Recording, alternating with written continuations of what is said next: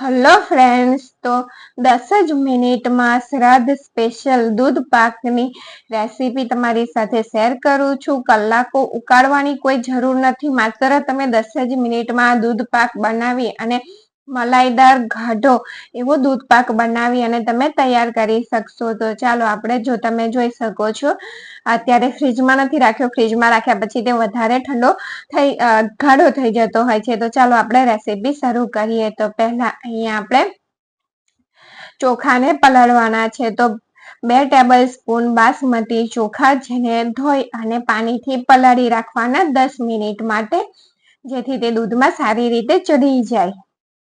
અને બીજી બાજુ પલળે છે ત્યાં સુધી બીજી બાજુ આપણે અહીંયા 1 લીટર દૂધ લઈશું. અહીંયા ગોલ્ડ દૂધનો યુઝ કર્યો છે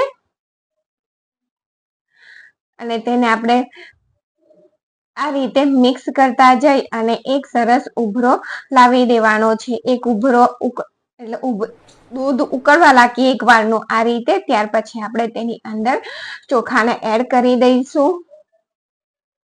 તો અહીંયા જો 1 ટેબલ સ્પૂન ચોખા અહીંયા આપણે અત્યારે દૂધની અંદર એડ કરવાના છે, જેને અને તેને ચડવા દેવાના છે મીડિયમ ગેસની ફ્લેમ પર. ને વચ્ચે વચ્ચે આ રીતે આપણે તેને મિક્સ કરતું રહેવાનું, જેથી તે તળિયેથી ચોટી ના જાય અને આપણો દૂધ પાક એકદમ સરસ રીતે તૈયાર થાય. ત્યાર પછી અહીંયા મેં થોડુંક કેસર તેની અંદર એડ કરી દીધું છે.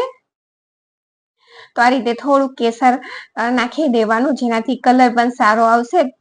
તે ચોખા ચડે છે દૂધમાં ત્યાં સુધી અહીંયા આપણે મિક્સરનો કપ લઈ લેવાનો. તેની અંદર 10 કાજુ અને જે ચોખા આપણે પલાળીને રાખ્યા હતા તેમાંથી 1 ટેબલ સ્પૂન ચોખા અત્યારે અહીં એડ કરી દેવાના અને 1 ટેબલ સ્પૂન આપણે દૂધની અંદર એડ કરી દીધા. ત્યાર પછી 4 ટેબલ સ્પૂન મિલ્ક પાવડર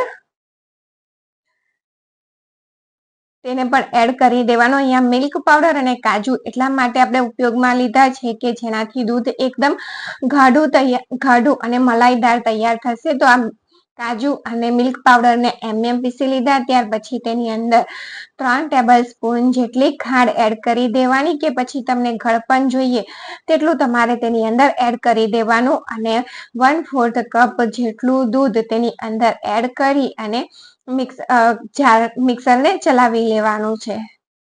તો પીસ્યા પછી આ રીતે તમે જોઈ શકો છો કે એક પેસ્ટ તૈયાર થઈ જશે.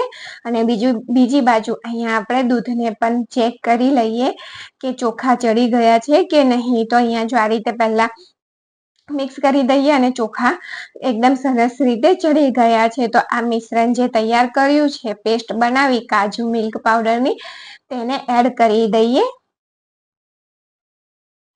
મિલ્ક પાવડર અને કાજુ બેને ઉમેરવાથી આપણે કલાક સુધી દૂધને ઉકાળવું નહીં પડે. માત્ર તે 10 જ મિનિટમાં આપણો દૂધ પાક બની અને તૈયાર થઈ જશે. તો આ મિશ્રણ જ્યારે તમે એડ કરો ત્યારે ગેસની ફ્લેમ લો રાખવાની. ત્યાર પછી તેને સારી રીતે મિક્સ કરી દેવાનું.